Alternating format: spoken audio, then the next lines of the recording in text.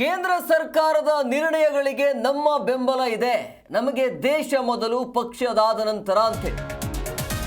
ನಮಗೆ ದೇಶ ಮೊದಲಾಗತ್ತೆ ಪಕ್ಷ ನಂತರ ಅಂತ ಬೆಂಗಳೂರಿನ ಸಚಿವ ಎಂ.ಬಿ. ಪಾಟೀಲ್ ಹೇಳಿಕೆಯನ್ನು ಕೊಟ್ಟಿದ್ದಾರೆ. ಕೇಂದ್ರ ಸರ್ಕಾರಕ್ಕೆ 140 ಕೋಟಿ ಜನರ ಬೆಂಬಲ ಇದೆ. ಎಐಸಿಸಿ ಅಧ್ಯಕ್ಷರು ರಾಹುಲ್ ಗಾಂಧಿ ಎಲ್ಲರೂ ಕೂಡ ಹೇಳಿದ್ದಾರೆ. ಸೊ ಹಂಗಾಗಿ ಕೇಂದ್ರ ಸರ್ಕಾರ ತೆಗೆದುಕೊಳ್ಳುವಂತಹ ನಿರ್ಧಾರಗಳಿಗೆ ನಮ್ಮ ಬೆಂಬಲ ಇದೆ. ಪ್ರಮುಖವಾಗಿ ಈ ಯುದ್ಧದ ವಿಚಾರವಾಗಿ ದೇಶ ಮೊದಲಾಗತ್ತೆ ಪಕ್ಷ ನಂತರ ಸಚಿವ ಎಂ.ಬಿ. ಪಾಟೀಲ್ ಈ ರೀತಿಯಾಗಿ ಹೇಳಿಕೆಯನ್ನು ಕೊಟ್ಟಿದ್ದಾರೆ.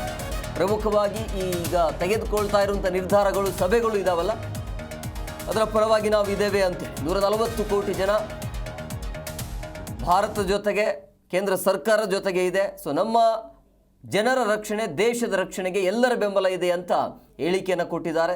ದೇಶ ಪ್ರಥಮ ಪಕ್ಷ ನಂತರ ಅಂತ ಹೇಳಿದರು. ಕೇಂದ್ರ ಸರ್ಕಾರ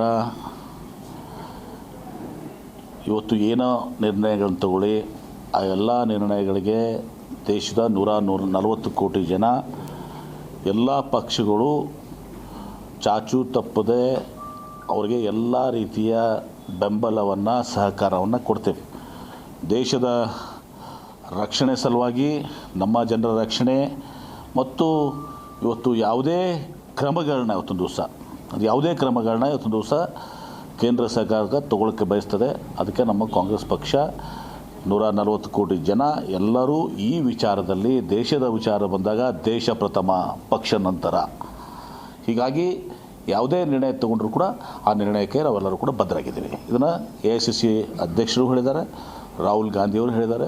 ಇವತ್ತು ನಾವು ಕೂಡ ಪುನರುಚ್ಚರಿಸ್ತಿದ್ದೀವಿ. ಮುಖ್ಯಮಂತ್ರಿಗಳು ಕೂಡ ಹೇಳಿದ್ದಾರೆ, ನಮ್ಮ ಅನೇಕ ಸಚಿವರು ಕೂಡ ಹೇಳಿದ್ದಾರೆ. ಇವತ್ತು ಏನೆಲ್ಲ ಇವತ್ತೊಂದು ದಿವಸ ರಕ್ಷಣೆ ಮಾಡ್ಕೊಳ್ಳೋಕ್ಕೆ ಅಥವಾ ಏನೆಲ್ಲ ಪಾಲನೆ ಮಾಡಲಿಕ್ಕೆ ಈಗ ತಾವು ಹೇಳಿದಿರಿ ಸರ್ಕ್ಯುಲರು, ಅದನ್ನು